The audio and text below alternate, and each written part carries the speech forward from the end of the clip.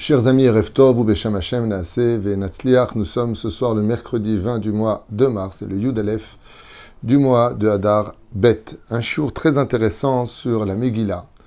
Be'ezrat Hashem Yitbarach, Divrei Chachamim, shiur acheté ce soir par Chaim Mouli Ben Sarah, pour l'élévation de l'âme de son papa, Rubin Ben Esther Alav Shalom. Ruach Hashem, Tenachenu Began Eden Elyon, Vechol Asher Rovim Imo, Bichlal Arachamim Vasilechot Vechen Yehi Ratzon Venomar Amen. Car vous savez que l'Askara se fait toujours la veille.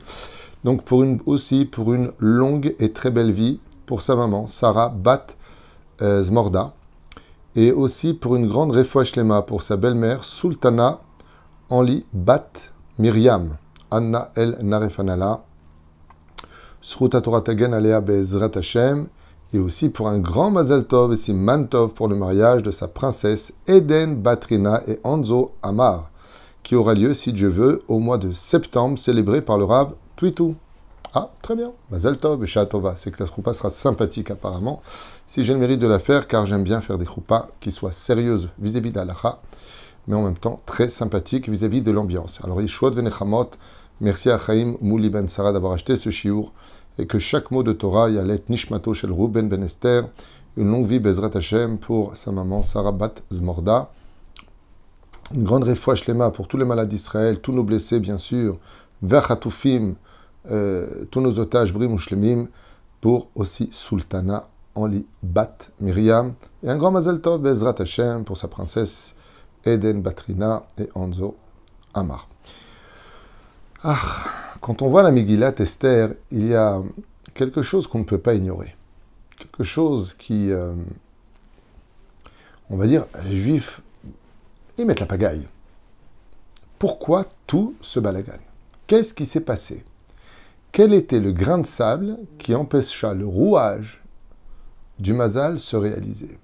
Qu'est-ce qui s'est passé?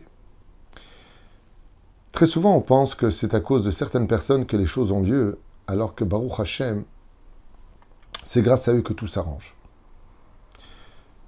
Un juif, parmi des millions de juifs, sur les 127 provinces, pays que dirigeait Achashverosh, s'appelle Mordechai.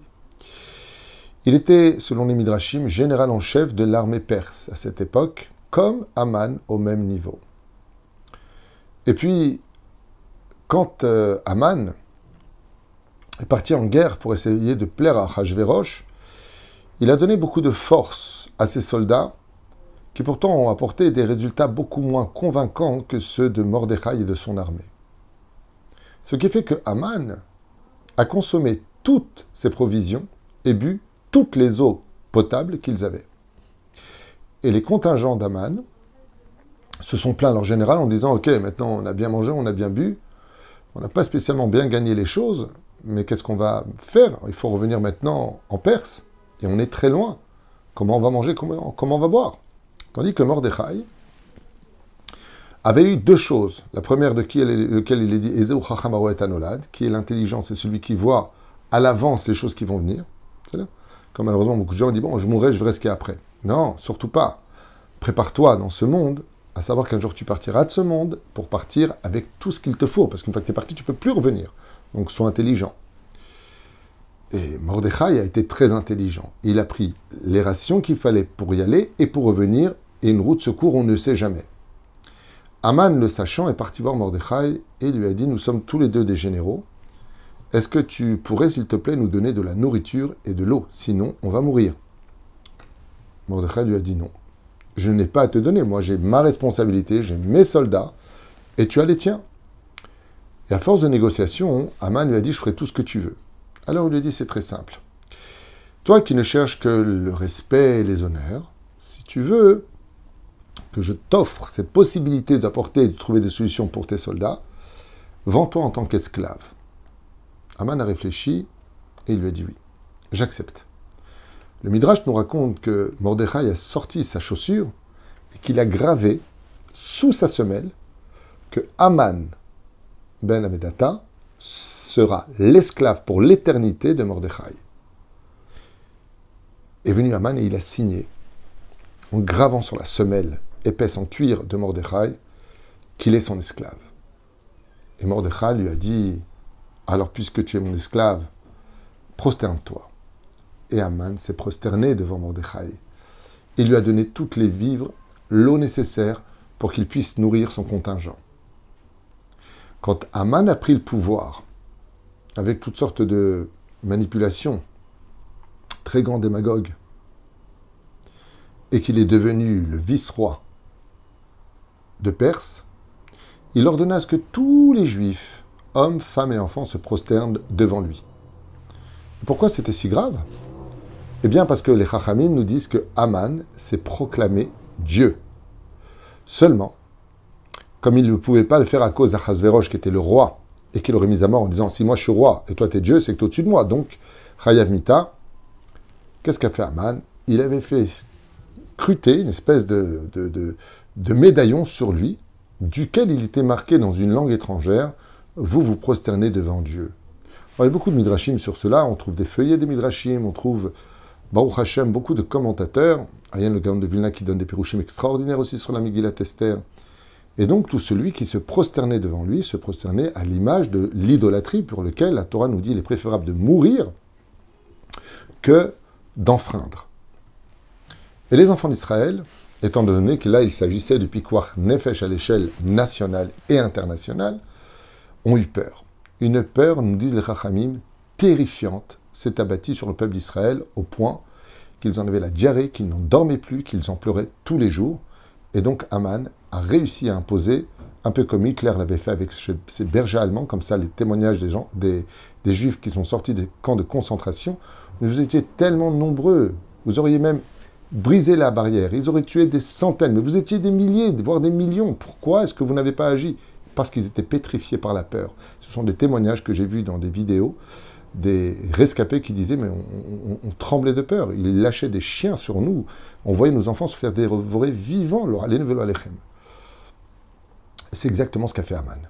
Aman a imposé une torpeur à l'intérieur du cœur de chaque juif au point qu'il ne puisse pas penser. Et tout cela pourquoi ? Parce qu'on a profité du repas d'Achashverosh, parce qu'on s'est prosterné devant la statue de Nabucodonosor à l'époque. Beaucoup de théamim sont rapportés dans la Gemara. Masheken Mehanien, c'est qu'il y a un juif qui ne s'est pas prosterné. Mordechai à Yehudi. Alors on comprend, selon le récit de la Torah, pourquoi Mordechai ne s'est pas prosterné, puisqu'il est le maître de celui qui se vante d'être Dieu et qui a signé qu'il était l'esclave. Ce qui fait que chaque fois qu'Aman rencontrait Mordechai, il attendait de lui qu'il se prosterne, parce que son décret comprenait tous les juifs, y compris Mordechai, et Mordechai levait simplement sa semelle en lui montrant « Tu veux que je montre à tout le monde qui est l'esclave de qui ?» Donc Aman donnait le dos dans une colère noire en disant « Qu'est-ce que j'ai été bête d'avoir signé mon âme pour être l'esclave de ce juif ?» Ceci étant, on dit Mordechai à Yehudi. Mordechai, le juif. C'est un terme qu'on ne trouve pas souvent dans la Torah. Le juif, comme on l'a dit ce matin dans le Shiur, vient d'être tribu de Yehuda. Lui, par contre, il est Benyamini. Il n'est pas juif, Mordechai. Il est de la tribu de Binyamin, donc Benyamini, de la tribu de Binyamin, ça veut dire. Mais on l'appelle Yehuda parce qu'il a l'allure d'un roi.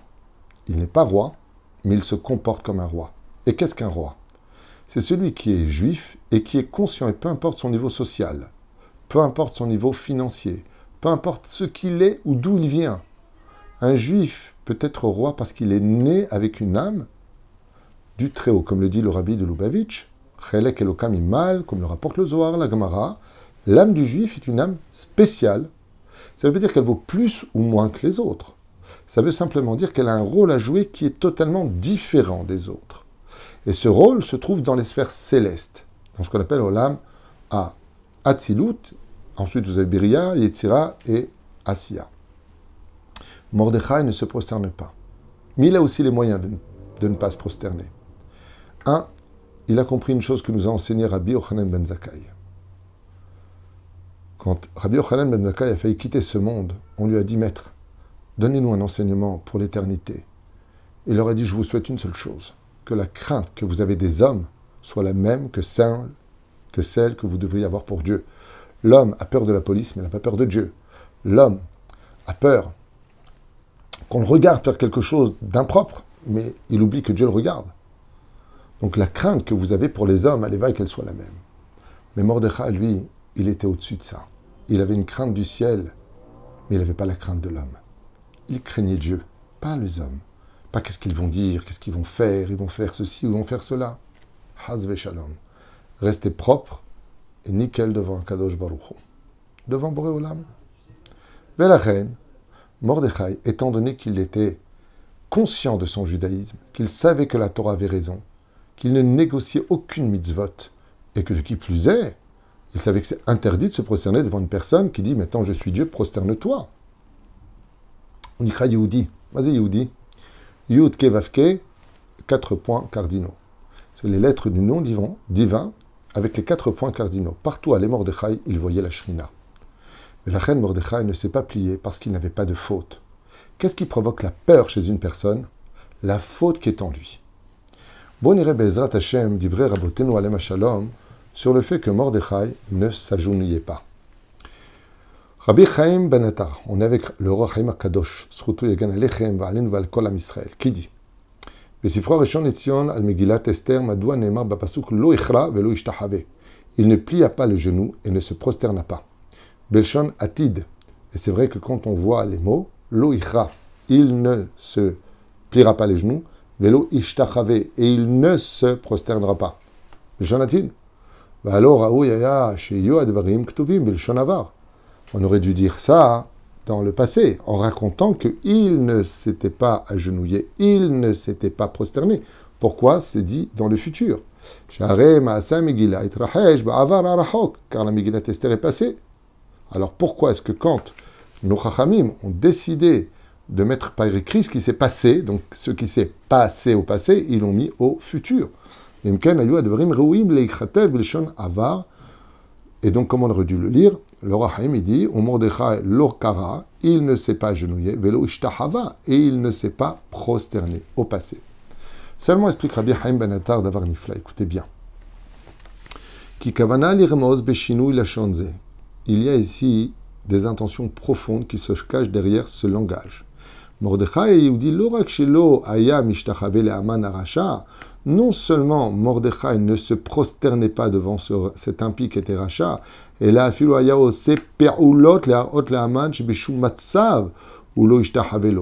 il lui faisait comprendre qu'en aucun cas ne viendra un jour dans l'avenir où il se prosternera. Vous savez que un des points qui est cité par nos Chachamim, c'est que Mordechai, à Yehudi, c'est la réincarnation de Binyamin, fils de Yaakov.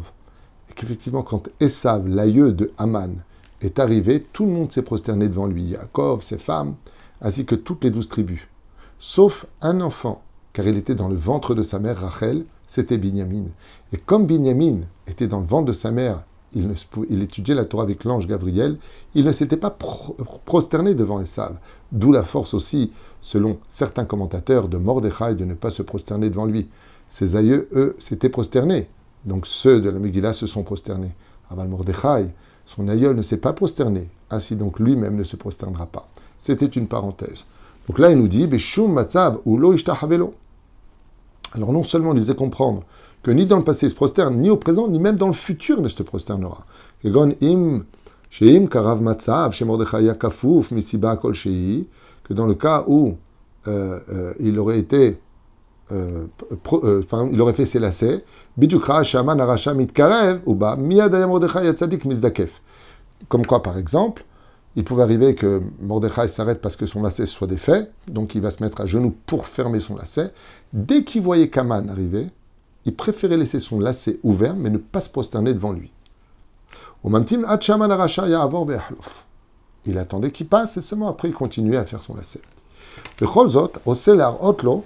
Et quel était donc le message de Mordechai à Haman? Réponse, Dieu Rahim HaKadosh, pour montrer à Haman qu'il ne craint absolument pas ni cet homme, ni ses décrets, ni quoi que ce soit.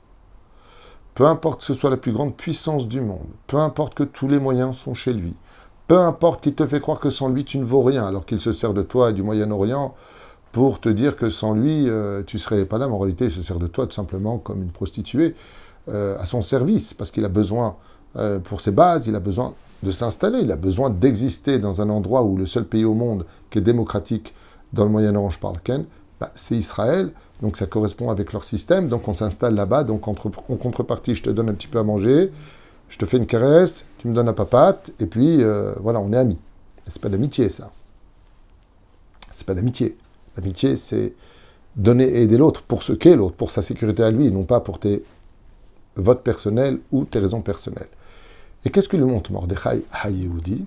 Que c'est un indépendant, qui a peur de rien du tout. Tu peux être en haut, tu peux être en bas. C'est pas de l'orgueil. C'est que si toi, tu ne sais pas qui tu es parce que tu te prends pour Dieu, moi, je sais qui je suis parce que je suis juif. Et ça, tu ne pourras jamais me le voler. Vous savez que Hitler, l'une des raisons pour lesquelles il a mis l'étoile jaune, c'était pour rappeler aux juifs qu'ils étaient juifs.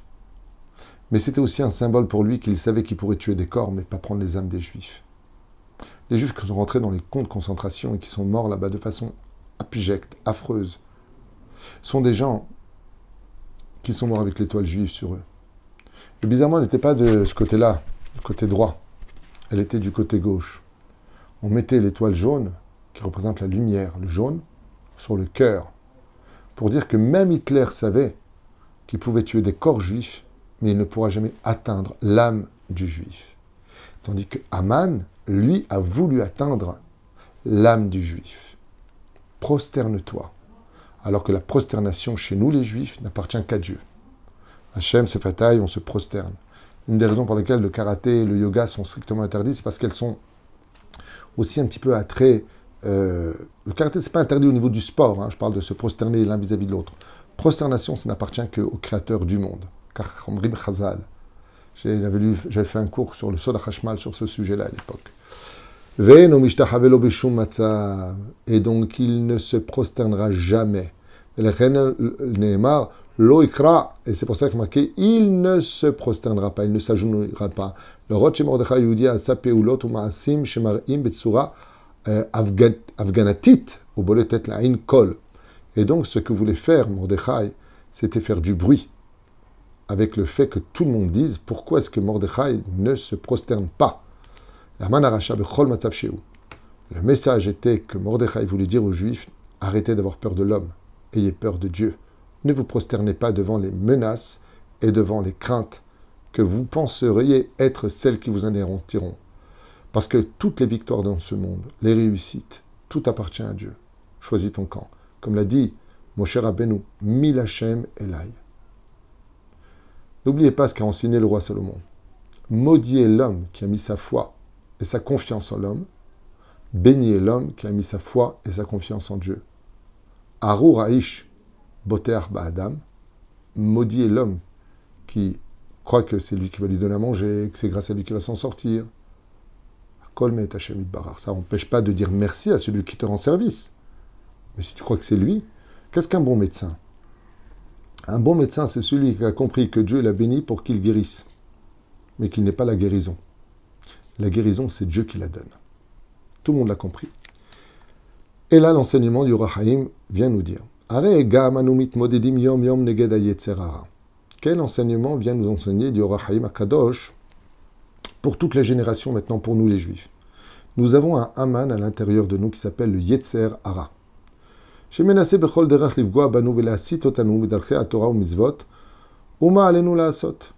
donc le Yetzer Hara, comme Haman, insiste et nous menace constamment. Tu dois te prosterner devant moi, tu dois faire ce que je te dis, laisse tes pulsions, laisse ta colère, laisse ta vulgarité s'exprimer, vole-le, arnaque-le, mens, fais ceci. Il nous pousse par le biais des émotions. Tout comme Haman a imposé l'émotion de la peur, le Yetzer Hara ne nous lâche pas. La tchouva pshuta ou mechayevet. Et la réponse de la Megillah, qui est le redémarrage, le jour de Purim, de remettre les pendules à l'heure, que l'homme doit comprendre que s'il a de la crainte à avoir dans ce monde, c'est les comptes qu'il rendra à Dieu. Même si on a le devoir d'être propre devant les hommes et devant Dieu, c'est sûr, on doit être courtois, on doit être aimable, on doit s'expliquer pour éviter du lachon hara sur nous-mêmes. C'est sûr. Mais qui tu crains dans ton cœur? Que Dieu. Allez-nous l'imod. Regardez par exemple tous les psychologues et les grands thérapeutes qui comprennent la maladie du manipulateur pervers narcissique. Ils vous diront tous que la meilleure façon de le combattre, c'est tout simplement de l'ignorer. Ignore-le. Lui, son but, c'est d'attirer ton regard vers lui, de briser tes émotions, de les manipuler, au point de te rendre carrément malade du syndrome de Stockholm, jusqu'à ce que tu tombes amoureuse de ces souffrances qu'il t'inflige. C'est fou. Comment est-ce que tu peux le vaincre? Ignore-le. C'est exactement ce qu'a fait Mordechai avec Haman le rachat. Il a ignoré. « Je suis là, tu vas te prosterner. » Il y a une mouche qui vient de passer. Personne ne m'intéresse. Ce n'est pas une forme d'orgueil, c'est une tactique intelligente, comme pour son Yetzer Hara. On raconte que le roi David, alav shalom, avait beaucoup de Yetzer Hara en lui. Et quand son Yetzer Hara voulait l'emmener vers des femmes de son royaume, il y allait.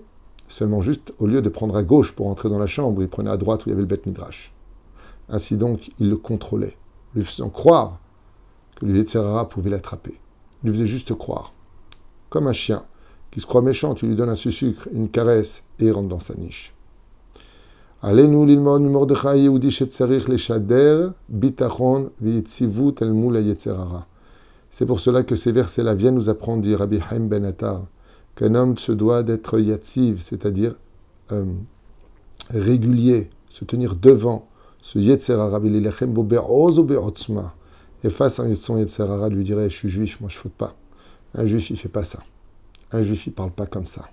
Un juif, il n'aurait jamais pu faire une chose pareille. Ata Yehudi. Vous savez, très souvent, ça nous arrive quand malheureusement, on a des altercations. Je dis, mais attends, mais t'es juif, toi? Comme ça, tu te comportes. C'est exactement le message du Or HaChaim. L'elachem bo be'oz u'be'otzma. Litz'od et im ha'emet mibli le'asses ou mibli la'chosh. Car la Torah est vraie et nos mitzvot sont vraies et personne n'a le droit de nous mettre un doute, de croire que Dieu nous a abandonnés chas v'shalom ou de croire que les juifs ne sont pas de bonnes personnes. Prenad ve'igba libo b'darchei Hashem, qu'au contraire, un homme se doit de relever l'étendard avec fierté dans son cœur d'être un homme de Dieu. Qui rak b'derech hazot nachnia et Amalek. Et c'est exactement le combat qu'a mené Mordechai. En fin de compte, c'est vrai qu'on ne voit pas une seule altercation entre Mordechai et Haman, alors que Haman cherchait Mordechai constamment. La seule fois où ils se sont croisés et qu'on les voit négocier, c'est quand Haman va chercher le cheval du roi, habille Mordechai lui-même, se met à quatre pattes pour qu'il monte sur son dos. Mordechai monte sur le dos d'Haman pour l'humilier, lui faire comprendre que quand on est plus fort que l'Yetzer Hara et qu'on l'ignore, parce qu'on est fier d'être juif et qu'on ne veut pas décevoir le roi des rois, alors même Achashverosh peut devenir l'ami du peuple d'Israël. Voilà cette petite étude qui en dit beaucoup pour un travail constant pour chaque juif, à toute génération, dans une Megillat Esther qui renferme encore beaucoup d'autres secrets. Avec ça, je vous laisse en vous souhaitant tous les bonheurs du monde, Yeshuot Venechamot. Demain, pour le jeûne, vous avez le droit ce soir donc de faire un tnaï en disant à prière de Mincha que vous lèverez avant l'aurore pour un peu manger et boire pour ceux pour qui ce sera dur. Toutes les femmes enceintes, fatiguées ou les personnes qui ont accouché dans les 24 mois et qui sont faibles seraient quittes du jeûne, Khatan dans ces 7 jours et quittes du jeûne, et ainsi de suite. En tout cas, vous avez sur toratraim.net énormément de shiurim qui ont été faits sur toute la halachot de Purim, que je vous invite à regarder, Be'ezrat Hashem. J'avais une barbe un peu moins blanche, mais les halachot, elles, restent éternelles. Kol tuv velitraot.